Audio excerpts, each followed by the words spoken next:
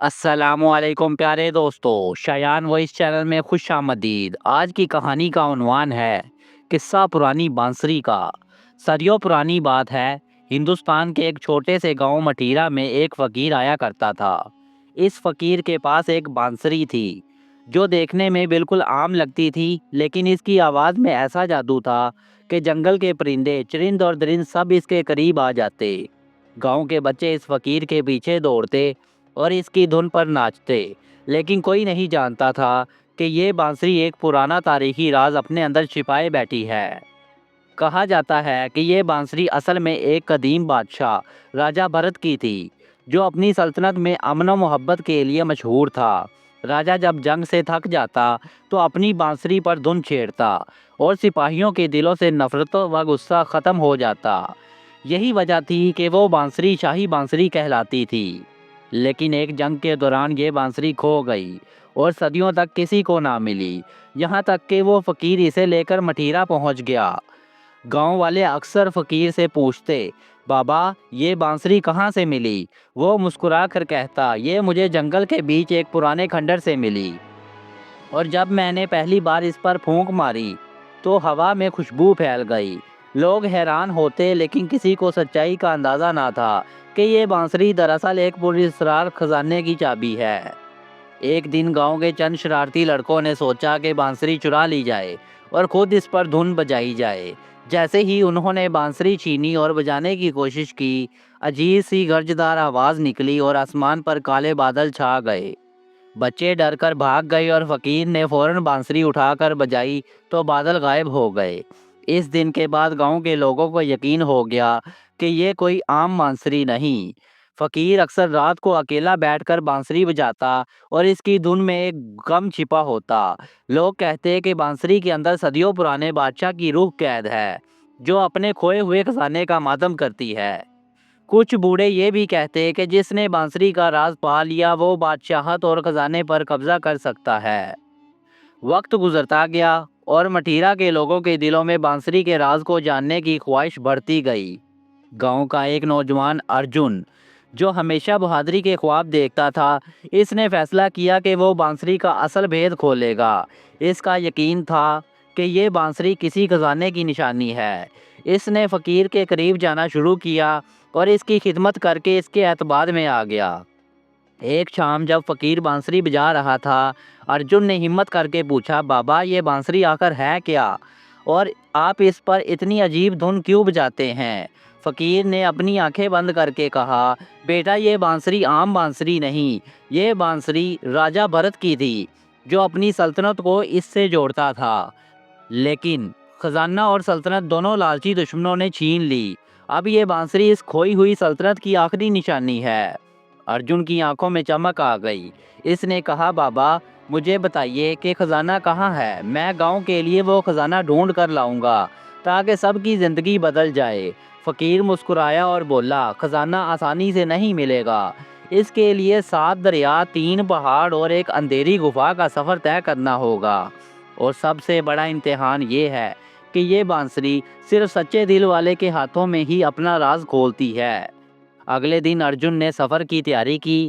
گاؤں کے کچھ دوست اس کے ساتھ جانا چاہتے تھے، مگر فقیر نے منع کر دیا، یہ سفر تنہا ہی طے کرنا ہوگا ورنہ بانسری کی طاقت الٹی ہو جائے گی۔ یہ سن کر ارجن نے صرف ایک ڈنڈا، ایک چراغ اور وہی پرانی بانسری اپنے ساتھ لی اور طویل سفر پر نکل پڑا۔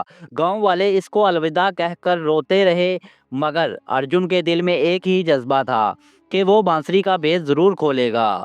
سفر کے پہلے ہی دن ارجن کو جنگل کے بیچ ایک عجیب منظر دیکھنے کو ملا۔ درختوں کے درمیان ایک سنہری ہرن کھڑا تھا، اور جیسے ہی بانسری کی ہلکی سی دھن بجی، ہرن نے ارجن کو راستہ دکھانا شروع کر دیا۔ یہ منظر دیکھ کر ارجن کو یقین ہو گیا کہ یہ بانسری واقعی جادوئی ہے اور اسے راستہ دکھانے آئی ہے۔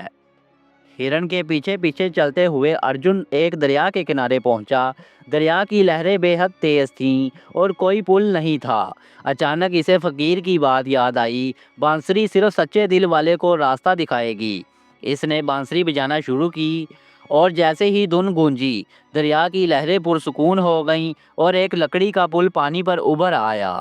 ارجن نے دریا پار کیا اور آگے بڑھنے لگا۔ راستے میں ایک پرانی ویران مندر آیا جس پر سانپ لپٹے ہوئے تھے۔ مندر کی دیواروں پر عجیب و غریب نقش بنے تھے جنہیں دیکھ کر ارجن ڈر گیا، لیکن جیسے ہی اس نے بانسری بجائی سانپ آہستہ آہستہ سرکنے لگے اور مندر کے دروازے خود بخود کھل گئے۔ اندر ایک پرانی تحریر لکھی تھی، جو بانسری کی سچائی سمجھے گا وہی خزانے تک پہنچ پائے گا۔ مندر سے نکل کر ارجن ایک اونچے پہاڑ کی طرف بڑھنے لگا۔ پہاڑ کی ڈھلوان اتنی سخت تھی کہ چڑھنا تقریباً ناممکن لگتا تھا، لیکن جب اس نے بانسری پر ایک مخصوص دھن بجائی تو ہوا جیسے اس کا سہارا بن گئی۔ پہاڑ کی چڑھائی مشکل تو رہی مگر قدم بوجھل نہ لگے۔ یہ پہلا موقع تھا کہ ارجن نے محسوس کیا کہ بانسری صرف راستہ ہی نہیں دکھاتی بلکہ ہمت بھی بڑھاتی ہے۔ پہاڑ کے اوپر پہنچتے ہی ارجن کے سامنے ایک وسیع اور ریز گھاس کا میدان آیا۔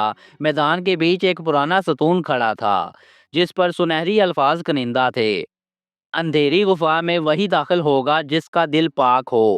ارجن نے ستون کے قریب جا کر بانسری بجائی تو ستون کے نیچے زمین لرزنے لگی اور گھاس کے درمیان ایک خفیہ راستہ ظاہر ہوا جو زمین کے نیچے جا رہا تھا۔ اندھیری گفا کے دہانے پر پہنچ کر ارجن کا دل زور زور سے دھڑکنے لگا۔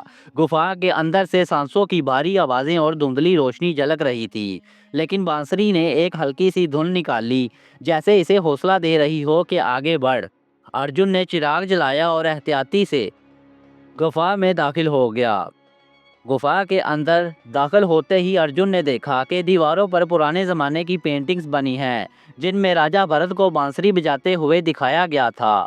جیسے ہی ارجن نے قریب جا کر دیکھا، ایک تصویر حرکت کرنے لگی اور اس میں سے راجہ بھرت کی آواز آئی، اے بہادر نوجوان، یہ بانسری تمہیں صرف خزانے تک نہیں لے جائے گی بلکہ تمہیں فیصلہ کرنا ہوگا کہ خزانہ دولت ہے یا عوام کی بھلائی۔ ارجن گھبرا گیا لیکن دل مضبوط کر کے آگے بڑھا۔ گفا کے بیچ میں ایک بڑا سا پتریلا دروازہ تھا جس پر 7 تالے لگے تھے۔ فقیر کی بات یاد آئی کہ 7 دریا اور 3 پہاڑ پار کرنے کے بعد ہی خزانہ ملتا ہے۔ ارجن نے بانسری بجائی اور ہر تالے سے ایک ایک کر کے روشنی نکلی اور وہ ٹوٹنے لگے۔ آخر کار دروازہ دھڑام سے کھل گیا۔ دروازے کے پیچھے ایک شاندار کمرہ تھا جس میں سونے کے ڈھیر، جواہرات اور تاج رکھے تھے، لیکن کمرے کے وسط میں ایک تخت پر وہی بانسری رکھی تھی جو ارجن کے ہاتھ میں تھی۔ یہ دیکھ کر وہ حیران رہ گیا۔ اچانک اس کے ہاتھ کی بانسری روشنی میں بدل گئی اور تخت پر رکھی بانسری اس کے ساتھ جڑ گئی، جیسے دونوں ایک ہی تھیں اور صدیوں بعد دوبارہ مل رہی تھیں۔ اسی لمحے ایک خوفناک دھماکہ ہوا اور گفا میں ایک دیو ہیکل سایہ ظاہر ہوا۔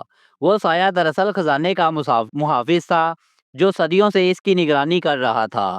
اس نے گرجدار آواز میں کہا، اگر تم نے خزانہ اپنے لیے چاہا تو یہ گفا تمہیں نگل جائے گی، لیکن اگر تم نے اسے دوسروں کے لیے مانگا تو تمہیں بادشاہت کا حق ملے گا۔ ارجن کے سامنے سب سے بڑا امتحان آ گیا۔ ارجن کچھ لمحوں تک سوچتا رہا۔ اس کے سامنے سونے کے ڈھیر چمک رہے تھے، جواہرات آنکھوں کو خیرہ کر رہے تھے، لیکن گاؤں کے لوگوں کی بھوک، غریبی اور دکھ اس کی آنکھوں کے سامنے آ گئے۔ اس نے بانسری ہاتھ میں لی اور ایک دھن بجائی جس میں صرف دعا اور محبت چھپی ہوئی تھی۔ جیسے ہی دھن بجی، خزانے کے ڈھیر دھوئیں میں بدلنے لگے اور زمین میں جذب ہو گئے۔ صرف بانسری کی روشنی باقی رہ گئی۔ گفا کا سایہ مسکرایا اور بولا، تم نے صحیح فیصلہ کیا نوجوان، خزانے کی اصل طاقت دولت نہیں بلکہ لوگوں کے دلوں میں محبت اور سکون بکھیرنا ہے۔ یہ کہہ کر سایہ غائب ہو گیا۔ ارجن کے ہاتھ میں بانسری مزید روشن ہو گئی اور اس سے ایک نئی دھن نکلی۔ گفا کے اندھیروں میں روشنی پھیل گئی اور اچانک گفا کی دیواریں کھلنے لگیں۔ باہر کا راستہ ظاہر ہوا۔ اب وہ بانسری صرف موسیقی کی نہیں بلکہ شفقت اور شفا کی بانسری بن چکی تھی۔ ارجن گاؤں واپس آیا۔ جیسے ہی اس نے بانسری بجائی، کھیتوں میں خوشبو پھیل گئی، خشک زمین پر بارش برسنے لگی، بیمار لوگ ٹھیک ہونے لگے اور بچوں کے چہرے خوشی سے جگمگا اٹھے۔ مٹھیرا گاؤں اب غموں سے آزاد ہو چکا تھا۔ گاؤں والوں نے ارجن کو ہیرو مانا اور اسے اپنا رہنما بنایا۔ فقیر بھی گاؤں میں موجود تھا۔ اس نے بانسری دیکھ کر کہا، بیٹا، تم نے وہ کر دکھایا جو صدیوں سے کوئی نہ کر سکا۔ تم نے خزانے کو اپنی خواہش کے لیے نہیں بلکہ دوسروں کے لیے استعمال کیا۔ یہی اصل بادشاہت ہے۔ یہ کہہ کر فقیر مسکرا کر آسمان کی طرف دیکھنے لگا اور رفتہ رفتہ اس کا وجود دھند میں گم ہو گیا، جیسے اس کا مقصد پورا ہو گیا ہو۔ اس دن کے بعد بانسری کو لوگوں کی بانسری کہا جانے لگا۔ اب یہ صرف ارجن کے ہاتھ میں نہیں رہی، بلکہ ہر اس شخص کے دل میں بس گئی جو دوسروں کے لیے جیتا تھا۔ مٹھیرا گاؤں کی کہانی دور دور تک مشہور ہو گئی اور لوگ اسے سن کر یہ سبق سیکھنے لگے کہ اصل خزانہ سونا چاندی نہیں بلکہ محبت اور قربانی ہے۔ آپ کی اس باتوں کا شکریہ۔ شایان وائس چینل کو سبسکرائب ضرور کریں۔